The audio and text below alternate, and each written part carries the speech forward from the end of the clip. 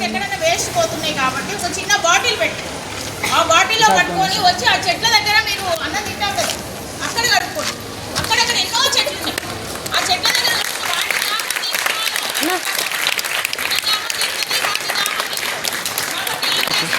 కాబట్టి చిన్న బాటిల్ తెచ్చుకొని పట్టుకొని ఆ చెట్ల దగ్గరే కడుక్కోండి. ఓకే, అక్కడ మనకి వాటర్ వేస్ట్ కాదు. ఇక్కడ చెట్లకు పెరుగుతాయి, చెట్లకు ప్రాణం పోషణాలు అది గుర్తుపెట్టుకోండి.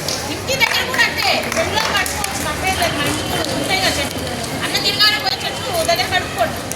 వాటర్ ఆ చెట్లకి. టీవీకే న్యూస్ నిజం నిర్ణయంగా.